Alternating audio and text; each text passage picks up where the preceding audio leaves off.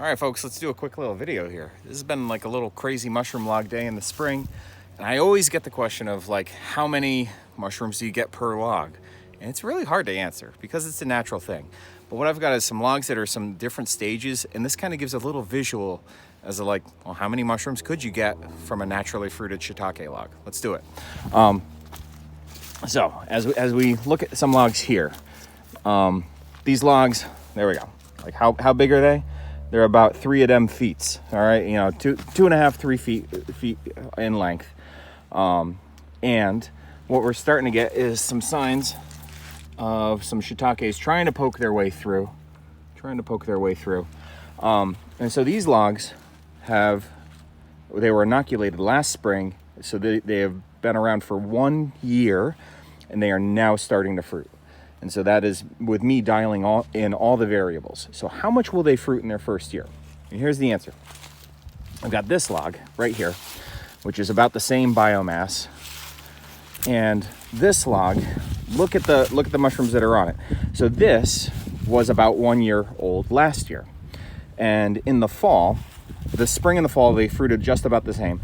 You can see about how many mushrooms. I didn't get a chance to harvest these, but you can kind of see these black mushrooms that were still attached. They're just old mushrooms, but you can kind of see how many fruited on that log, the first fruiting. Now, the fruiting ends up being like a bell curve, where the first few fruitings are smaller, and then by the time it's a year or two old, beyond a year or two of fruiting, so really 2 or 3 years old, you eventually hit that peak bell curve. And so now that this one is in not its first year of fruiting, but its second year of fruiting, so that would make this like a 3-year-old log.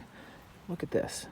Like, look at how many, instead of like 1, 2, the black ones I'm counting, 1, 2, 3, 4, 5, 6, 7, 8, 9, 10 or so shiitake mushrooms.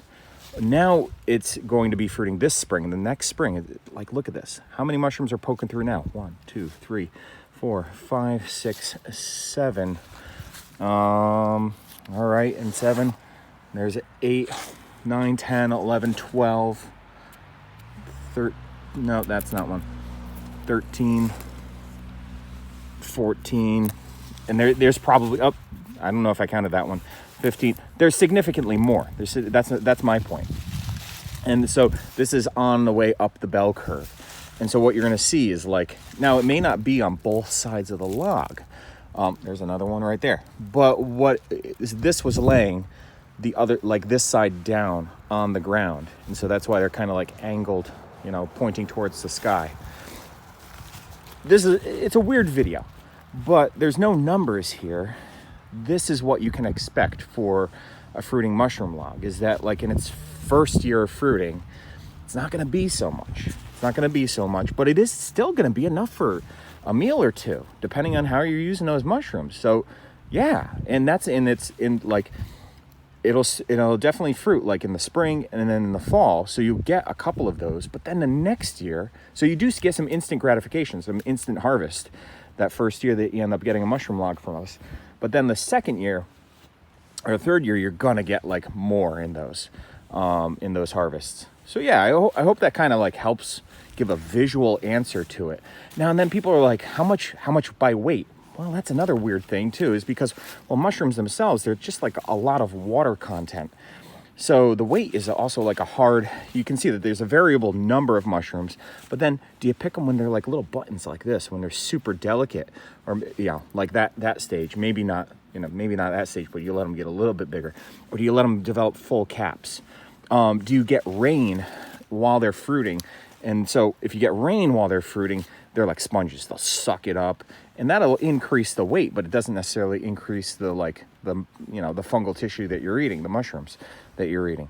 So the weight is never really like an easy thing to calculate either. So those people like looking like, to like plan ahead or something. I hope this kind of like shows you there's a lot of variables in natural fruiting, or if you force these to fruit. By the way, if you're forcing them to fruit within that first summer, you can force them to fruit and get like this crazy good fruiting within that like first year of fruiting. So, okay, we'll end the video there. Hope that kind of clears things up. Bye.